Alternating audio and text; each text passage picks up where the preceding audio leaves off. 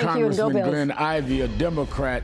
Congressman Ivey, thank you. I want to start with the shutdown. Why did you choose to vote against the funding bill? And now that it's over, what do your constituents need? How did this long closure impact them?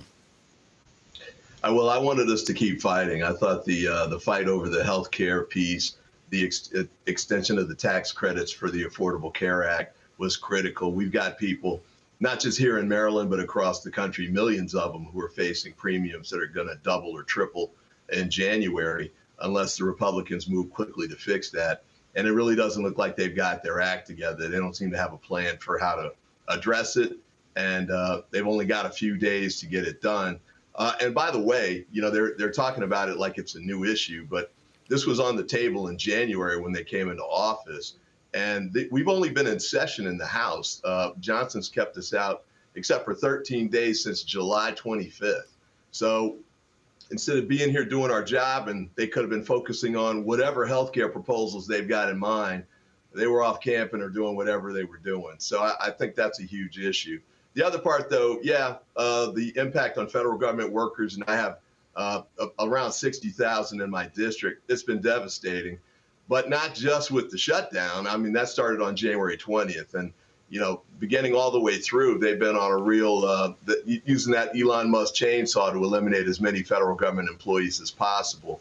And I think it's around 250,000 now nationwide. So that's been devastating because they can't provide the services that they were doing. I had one constituent who was doing, clinical trial work on Alzheimer's. She got terminated, and the research got shut down. And there's 1,000 stories like that across the board. So it's been damaging. I'm sure people are happy to get back to work, but people in my district wanted me to keep fighting, and I think they're disappointed that the Senate 8 senators voted to wind it down. And you say that since January, under the House Speaker Johnson, the Republican House Speaker of the House, Trump ally, that you've only been in session 13 days this session? That's from July 25th. So from July they voted 25th. On July 25th to pass that bill that they sent over to the Senate, and they didn't come back because they didn't want Representative Grijalva to get sworn in. And the reason they didn't want her to get sworn in because she became the 218th vote that made the discharge petition ready to move through. Now, let me push you right there. Let me push you right there, because on Tuesday, the House is expected to vote on whether to release more of the Epstein files. You've spoken out in favor of transparency. Take a listen to your Republican colleague, Congressman Thomas Massie from Kentucky. I think we could have a deluge of Republicans. There could be 100 or more. I'm hoping to get a veto-proof majority on this legislation when it comes up for a vote. And, you know, the president's been saying this is a hoax. He's been saying that for months. Well, he's just now decided to investigate a hoax, if it's a hoax. And I have another concern about these investigations that he's announced. If they have ongoing investigations in certain areas, those documents can't be released. So this might be a big smokescreen, these investigations, to open a bunch of them as a last-ditch effort to prevent the release of the Epstein files. It's taken nearly 4 months to reach this point. What are your thoughts? And more importantly, why should voters be paying attention to this? Well, it's important, I think, for voters to pay attention because right now the Republicans, the Trump administration in particular, is fighting tooth and nail to prevent these files from being released. And remember, the Epstein machine was basically, pedophilia run amok. With rape taking place and the like. And then you've got the Department of Justice going to meet with his top lieutenant, Ghislaine Maxwell, and apparently giving her some softer, treatment now that she's in a cushier prison cell and pushing for commutation of her sentence. So looks like the Trump administration is trying to cover this up. The name that apparently pops up the most frequently in the files that we've gotten so far is Donald Trump. He's doing everything he can to try and divert attention to other Democrats or whatever. But at the end of the day, the truth's going to come out. And I think it's important for the House to keep pushing. Thank goodness for, Congressman Massie. I think there's 2 other Republicans that are signed on to the petition. I hope he's right. I hope we do have, dozens or maybe even 100 that sign on for it when it's time to vote.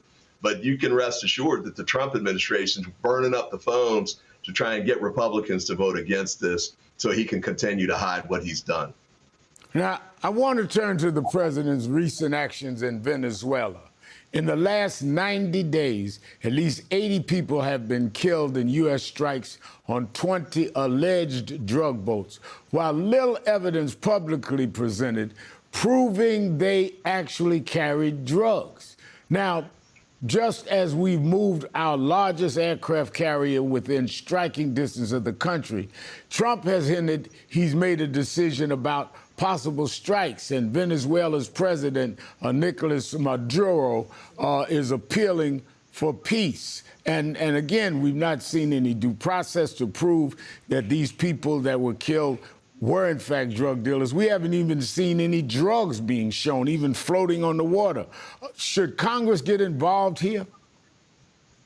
Oh, yeah. The Republicans should be leading the charge on this. Unfortunately, Democrats don't control the Senate or the House, so we're unable to do things like issue subpoenas to get information on what's going on there or to hold the administration accountable in the way that we would like. But, you know, it looks to me like this is a big distraction effort. The Republicans lost big in New Jersey and Virginia in those gubernatorial races.